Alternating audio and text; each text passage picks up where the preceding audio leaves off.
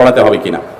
প্রবাসে কোনো ছেলে যদি থাকেন কিংবা মেয়ে, পাত্রপাত্রী একজন দেশের বাইরে আরেকজন দেশে আছেন, তাদের বিয়ে টেলিফোনের মাধ্যমে হতে পারে কিনা। এই বিষয়ে ওলামায়ে কেরামের ফতোয়া হলো যে একজন ওয়াকিল বা একজন প্রতিনিধি নিযুক্ত করবেন। ধরুন ছেলে বিদেশে আছেন, সৌদি আরবে আছেন, মালয়েশিয়াতে আছেন, তিনি ফোনের মাধ্যমে তার কোনো এক বন্ধুকে, ভাইকে বা যে কোনো একজনকে দায়িত্ব দিবেন যে অমুকের মেয়ে অমুককে এই মহারণার বিনিময়ে বিবাহ আমার সাথে ঠিক হয়েছে, তুমি আমার পক্ষ থেকে এই প্রস্তাব কবুল করবা। মেয়ে পক্ষ প্রস্তাব দিবে, তুমি আমার পক্ষ থেকে কবুল করবা কিংবা আমার পক্ষ থেকে প্রস্তাব দিবা। একজনকে উকিল বানাবে, প্রতিনিধি, তিনি সাক্ষীদের সামনে মেয়ের পক্ষ যখন প্রস্তাব দিবে তিনি বলবে আমি প্রবাসে থাকা অমুকের ছেলে অমুকের তরফ থেকে এই বিবাহে আমি কবুল বলছি বা আমি এটাকে কবুল করছি।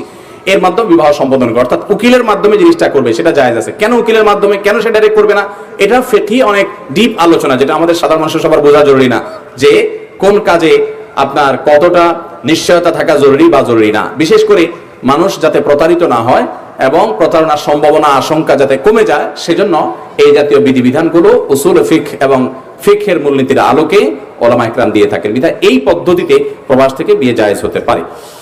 এরপরে প্রশ্ন হলো শবে মেরাজের কোনো ইবাদত আছে কিনা।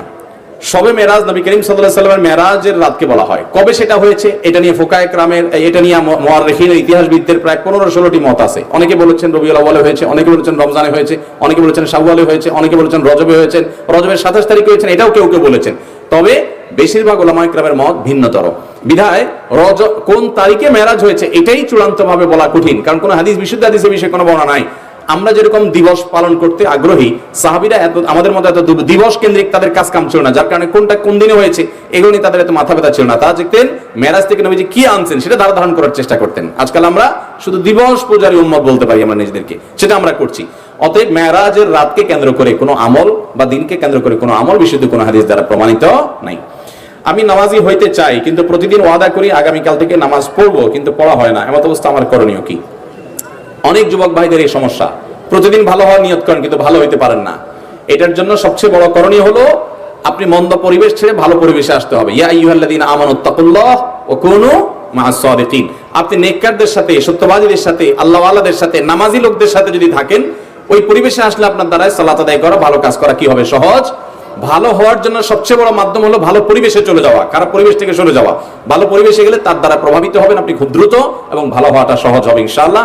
সেই সাথে আল্লাহর কাছে কায়মুল বাক্যে ইস্তেগফার করতে হবে। এবং ভালো কাজ কোনোভাবেই করতে পারছেন না, কোনোভাবে আপনার অন্তর বিগলিত হয় না, আপনার ভয় পাওয়া উচিত। জাহান্নামের জন্য আপনি প্রস্তুত হয়েছেন কিনা। আল্লাহ বলেছেন লাকাদ যারা'না লিজাহান্নামা কাসীরাম মিনাল জিন্নি ওয়াল ইনস লাহুম কুলুবুন লা ইয়াফকাহুনা বিহা ওয়া লাহুম আ'য়ুনুন লা ইবসিরুনা বিহা ওয়া লাহুম আযানুন লা ইয়াসমাউনা বিহা উলাইকা কাল আনআম বাল হুম আদাল।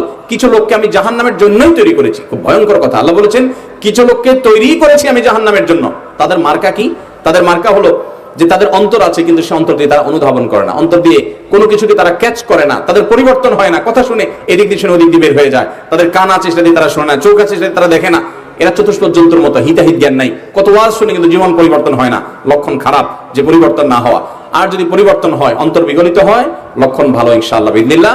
অতএব আমাদের উচিত হবে এরকম পরিস্থিতিতে চোখের পানি ফেলা, যে আল্লাহ আমি না জানি জাহান্নামের জন্য প্রস্তুত হয়েছি, আমার তো কোনো আমলের জজবা পাচ্ছি না, কোনো প্রেরণা পাচ্ছি না, কোনো কথায় কাজ হচ্ছে না, কোনো ওয়াজই ধরছে না, কোনো পরিবর্তন জীবনে হচ্ছে না।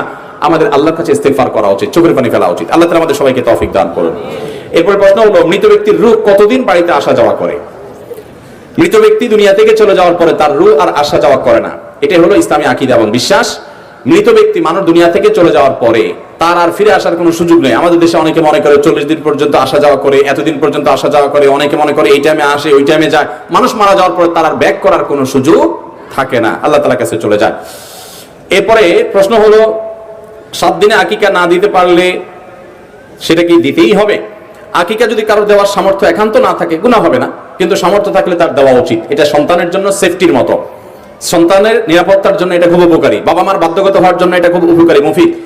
তো যদি 7ম দিনে কেউ দিতে না পারেন, দিতে না পারার কারণটা কি? আমাদের দেশে বাচ্চা হলে 10 কেজি, 15 কেজি, 5 কেজি, 2-4 কেজি মিষ্টি কিনে না এমন কোনো মানুষ আছে? তো এই মিষ্টির টাকার সাথে আর কিছু যোগ করলেই তো আকিকা হয়ে যায়। যারা মিষ্টি তলব করে তারাও বোকার মতো কাজ করে, কারণ বলে যে ভাই সন্তান হয়েছে মিষ্টি খাওয়ান। আপনি মিষ্টি খাইতে যাবেন কেন? আপনি বলবেন সন্তান হয়েছে গোশত খাওয়ান। আপনি চান মিষ্টি আটার দলা খাইতে, তো আটার দলাই আপনার কপালে পড়ে। আর ওই বেটাও আটার দলা কিনতে কিনতে পয়সা থাকে না, এরপরে বলে টাকা নাই, আকিকা দেবো কোত্থেকে? অতএব আটার দলা টলা না, সন্তান হলে আমরা কি খাওয়াবো? গোশত খাওয়াবো, মিষ্টি নয়। আপনি মিষ্টিও খাওয়ান, গোশত খাওয়ান, দুইটা পারলে অসুবিধা নাই, কিন্তু যখন দুইটার যে কোনো একটা করার মতো টাকা থাকবে তখন আপনি অবশ্যই আকিকাকে প্রাধান্য দিবেন। কিন্তু কোনো কারণে সপ্তম দিনে আকিকা করতে পারেন নাই, তাহলে 14তম 21তম দিনে করার কথা একটা রওয়ায়েতে আছে, অথবা পরবর্তীতে করলেও ইনশাআল্লাহ আকিকা হয়ে যাবে।